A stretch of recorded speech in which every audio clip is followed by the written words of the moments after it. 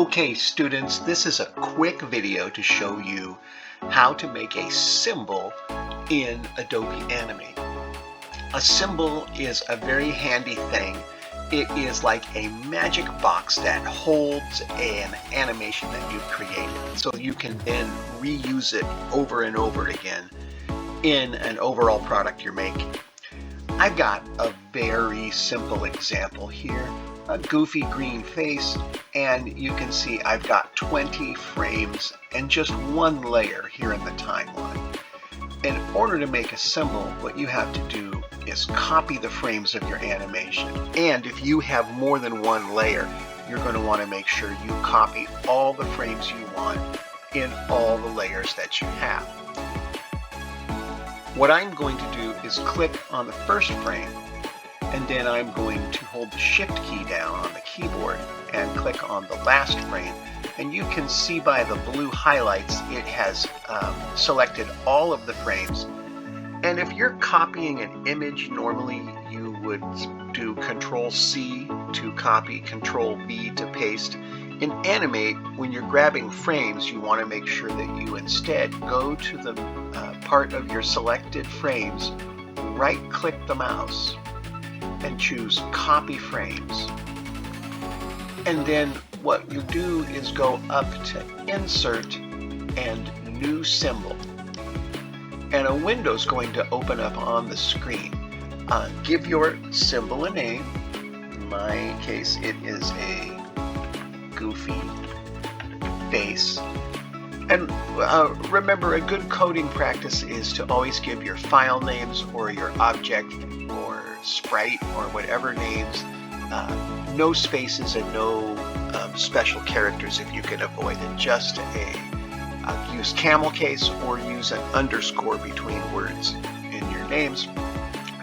When you're making your symbol, give it a name, and then you can see here you've got a menu. You can make a movie clip, a button, or a graphic. This demonstration is for making a graphic. Don't worry, it will still hold the actual animation. The reason we're choosing graphic over movie clip is, in my limited knowledge, the graphic is more straightforward when you look further into them and want to use options. So we've named it, we've chosen graphic. We're going to click OK.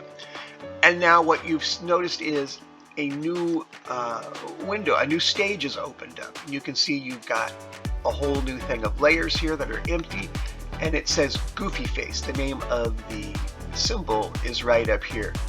Don't panic, your video has not gone away. Your object, I'm sorry, you've got a back arrow right here that takes you back to your animation. So I'm going to click in the first frame of my symbol window here, and I'm just going to not Control-V, but right-click on that first frame and paste frames. Now you can see this, the same animation frames are now pasted onto this stage, and you can see that it says Goofy Face over here. In where we normally have properties, it now has a tab that says Library. This is where your symbol is going to live, is in the library. So now I can play it. Again, nothing big, very simple animation. And I've got my symbol. What I do now is I go back to my stage. You can see now that it says Symbol Sample as the name. It's Scene 1. And there's my original frames again. Now, why did I go through all that? Why do I care? Again, here is my, and if I just put it on loop, here is my animation. What a symbol lets me do is I can go to different points in my video, like let's say on frame number 3, and I can bring in another instance of my goofy face, and I can even resize it. So now when I play my video, you can see that my face appears very briefly. If I want to quickly add things that remain, I can add more layers, and I can then easily bring in more faces. So for instance, if I click right here, I can bring that symbol back in, and then maybe up here I can bring in another one. I can click right here, I can bring in another one. It's easy for me to click them and to move them, and they will be on the different layers. I can even adjust their shape if I want to. And now when I play,